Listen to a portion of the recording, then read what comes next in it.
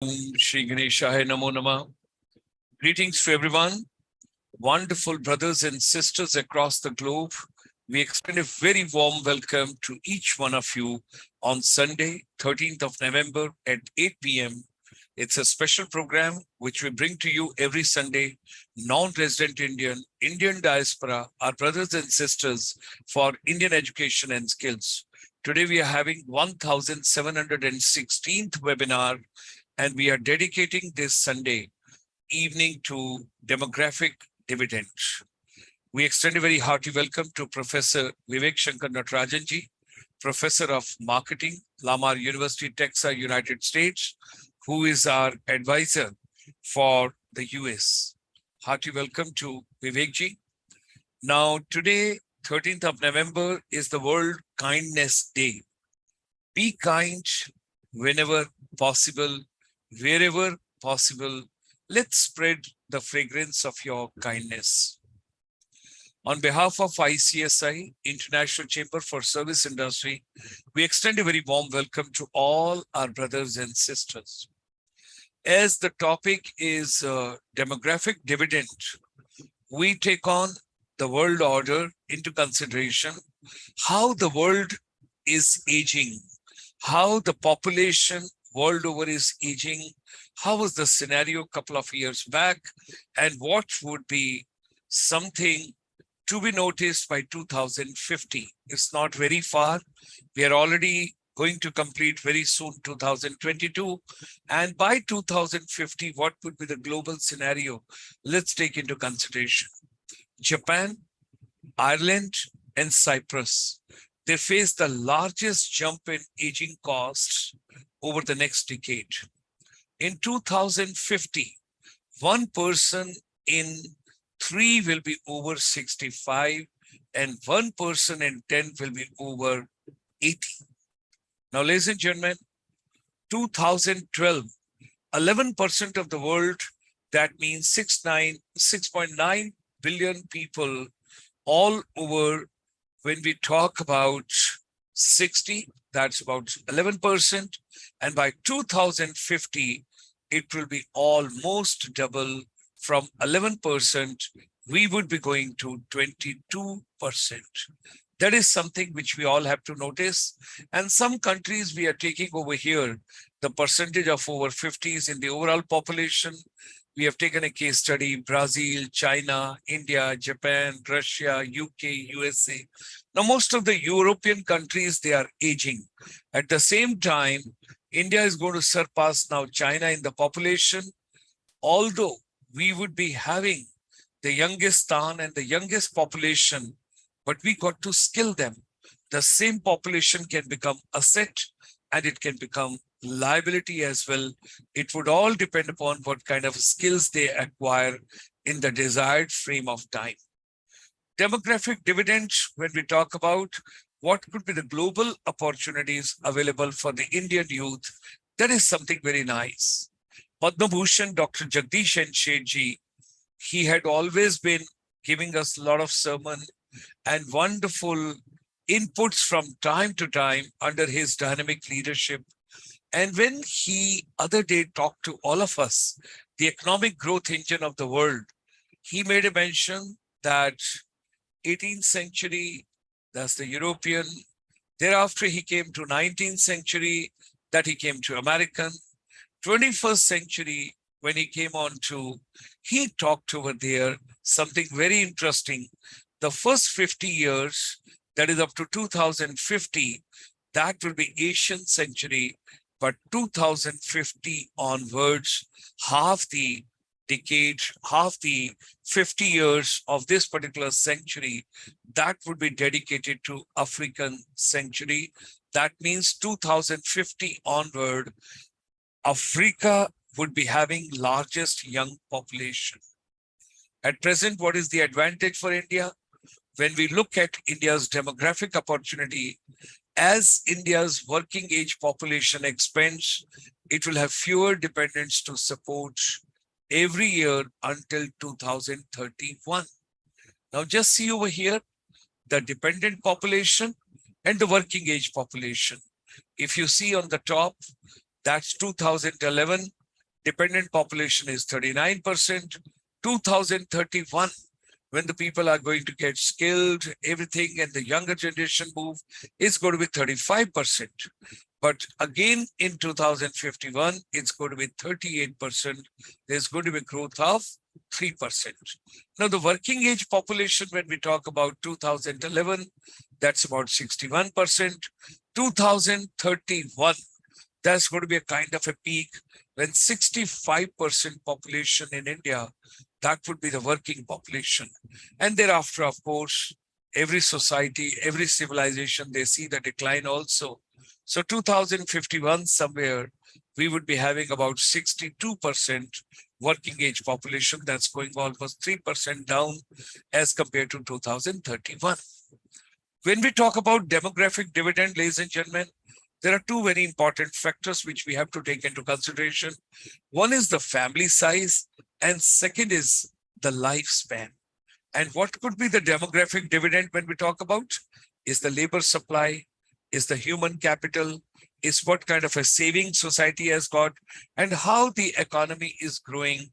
That is to be studied. Now, the importance of demographic dividend when we talk about for any country's economic growth, you got to see the demographic dividend with digitalization, with industrialization, with urbanization, with energy and intensity.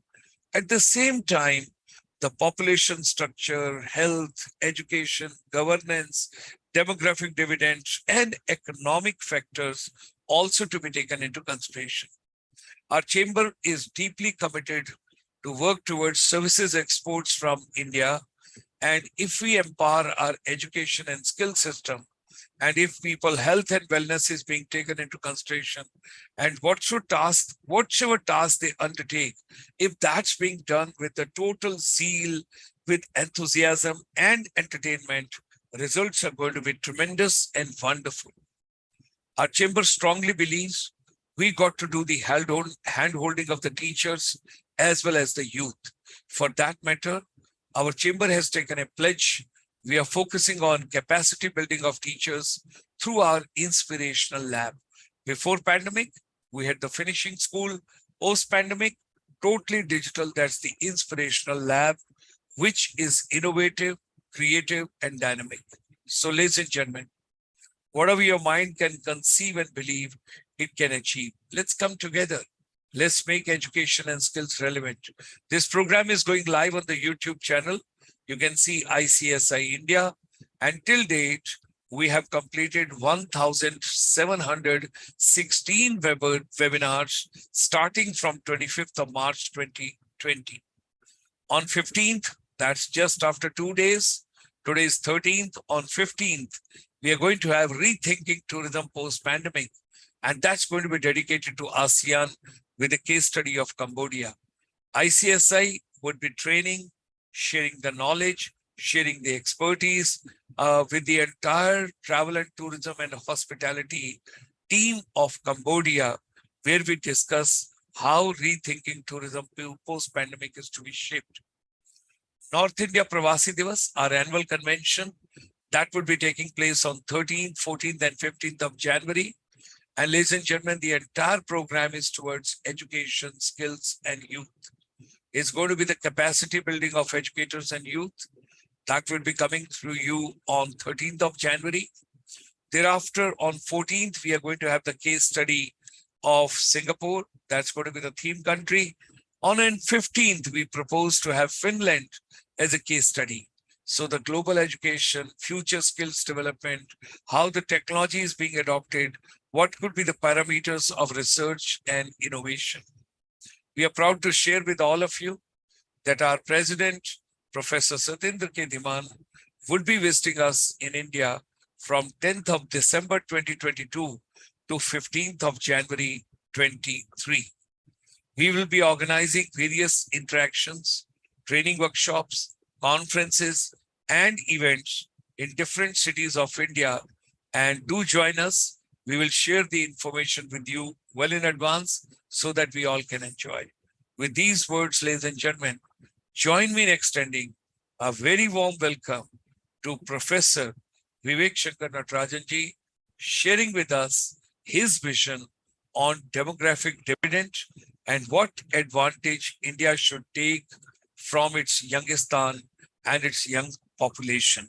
With these words, we extend a very warm welcome to Professor Vivek Shanker Natrajan ji, and we start today's program with his prayers, and thereafter he will be sharing his perspective and his vision on demographic dividend, how it can be advantageous to India.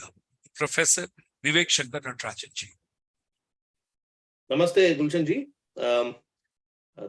Thank you so much. Agartha Vivasamputto, Agartha Pratipattaye, Jikatah Pitaro Vande Parvati Parameshwara. So again, I want to reflect on a couple of things that have happened in India.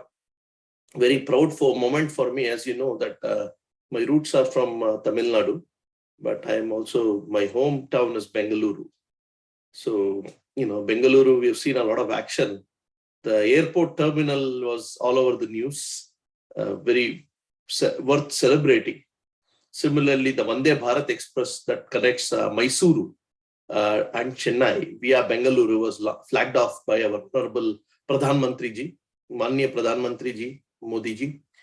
And then, and what an energy, even at this age, he is now gone to Chennai. He was in Tamil Nadu, flagging doing the Gandhigram Rural University, which is, all of these things are very close to our heart, because rural level empowerment is something ICIC has been talking about a long time. Similarly, I think if you're talking of dividends and all that, you need good infrastructure. So having a good high-speed train, because you cannot have, for a billion plus population, if everybody gets cars, there is really not enough roads to have, unless we are going to build 4-storied road, and that's probably the only way you can drive. We don't have that level of capacity, so public transportation is necessary. And I think I'm very glad that we are investing in Vande Bharat kind of trains.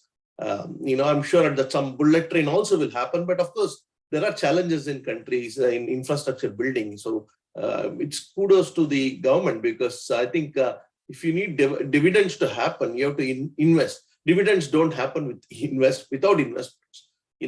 So if we are getting a fruit today, it was because our ancestors planted a tree a couple of generations back. So if our children have to reap the demographic dividend or any dividend, we have to start investing. But before investing, it is always important to do the due diligence. And let us go back to some of those slides that we had in the beginning. I want to reflect on it. Given that my training is fundamentally in marketing, one of the first few chapters that we cover in marketing is understanding the demographics of any society. So what does the word demographic means? Demo means people in Greek. Graphic, probably is count. You're counting, that's so how can you count people? So what are the metrics? So you can look at the total population. You can look at the population and the kind of density per square feet, in terms of space. So how many people live per the area, so square feet or stuff like that. So that will give you an idea of density, population density. Then you can look at the gender breakdown, how many people, male to female ratio or female to male ratio. You can also look at stratification by race or ethnicity. Again, these are all, a lot of this is self-identified, right? Asian or Hispanic is what Hispanic is. Hispanic, not exactly, is more of an identity, or African American. You can do that. So these are the demographic categories we see in the US. Similarly, income is another category you can put. What is your household income level? So this is how we stratify demographics. But another important stratification that we see is by age groups. So the major population, the major generations that people talk about, I'm using US examples. I'm sure we can have the similar one in India. You have what we call the baby boomers, people who are born after around the World War time. That's why there's a baby boom, so between, I think, 45 to somewhere in the 60s, early 60s. And then 60s to 70s is what called as Generation X, then Generation Y in the 80s to 90s, and then you have Generation Z, then you got the millennials.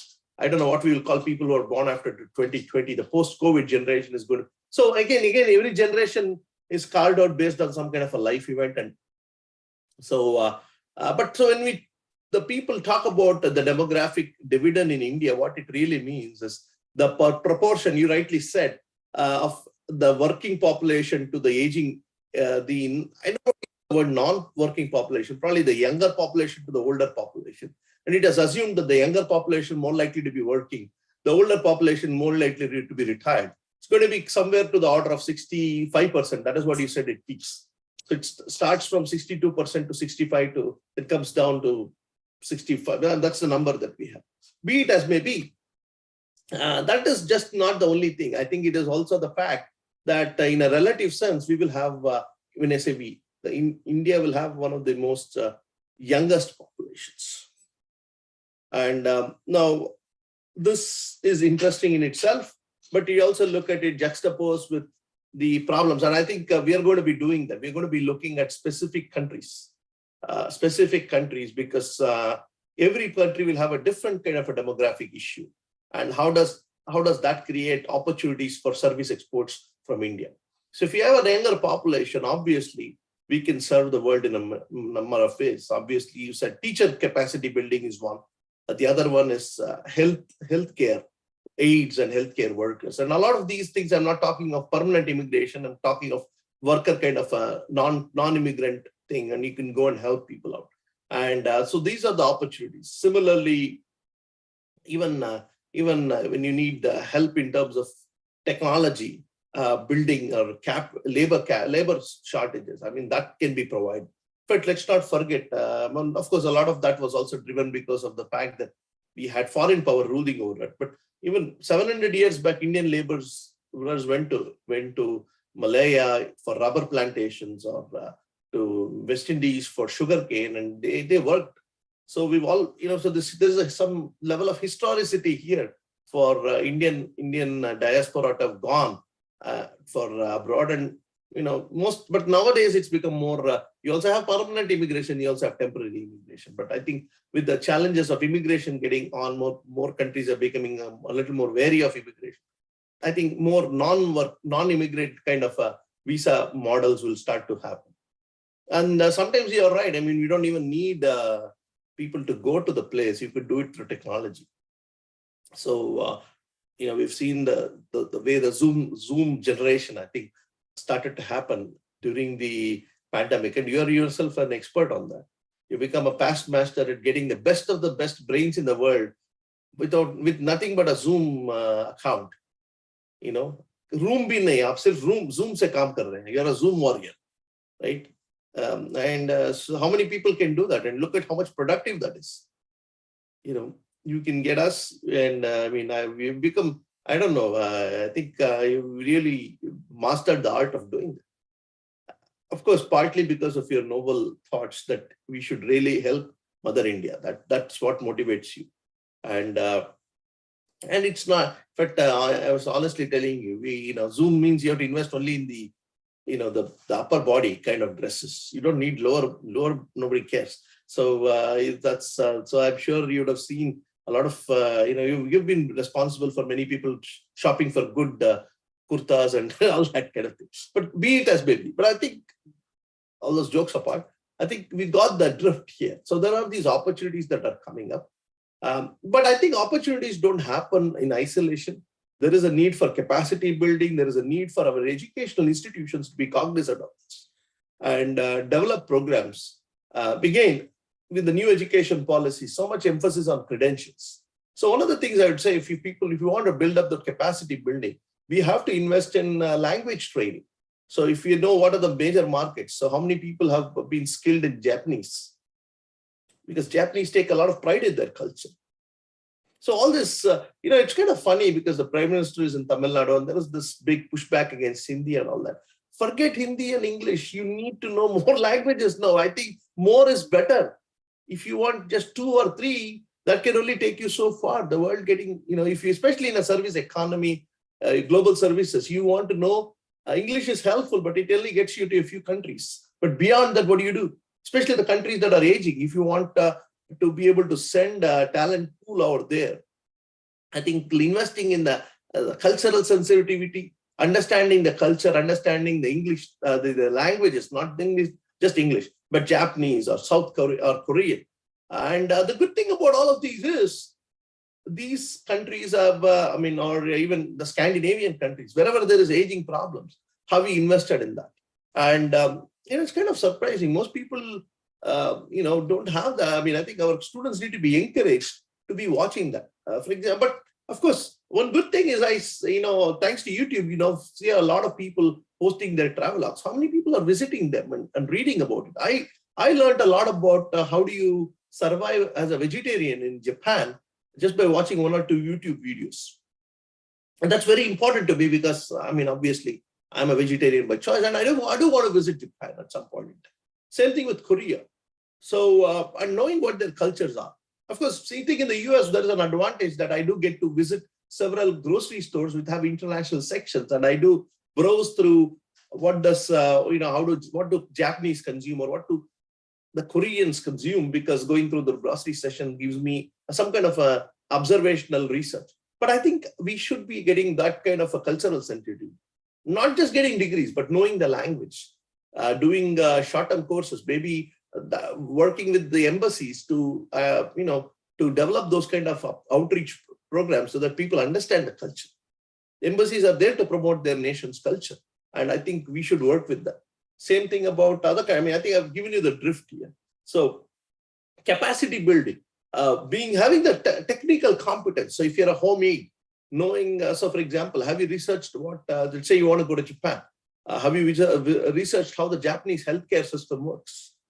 Have you got that? And these are things that are not taught in any university systems. But I think we need to be getting people exposures, case studies. The other day we were talking about, was it Norway or Sweden? We were talking about their educational system, why that matters. And we were talking about one Indian company that has set up shop there. Finland also. Finland.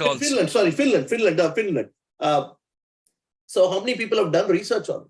Most, I think even in India, when you talk about global, I think I would argue Indian students tend to be fairly aware of global issues, but they tend to be much more related to US or UK. I'm sure people will tell what is a state capital in any state in the US or even UK. They're probably aware of it, thanks to maybe even cricket or Australia. These are countries that are, but these are not, these may not be the prime destinations if you're trying to do service exports.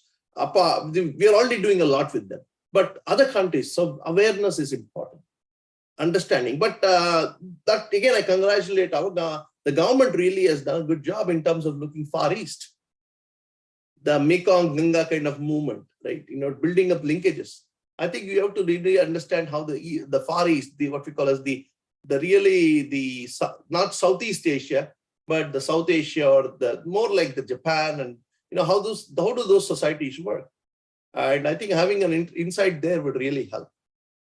Because product concept it's easier to probably make a more global product, but services tend to be a lot more customizable and they need to be customized. And every country's demand is very important. So I would argue, Gulshanji, that we have the right ingredients, but I think if I were doing this, one of the things I think we should be doing at ICIC, and we've already discussed this, is talk about each country in some level of detail, identify 10 countries and expose people to it and get people to be sensitive to it. And then that will also be one of the things we can add to capacity building.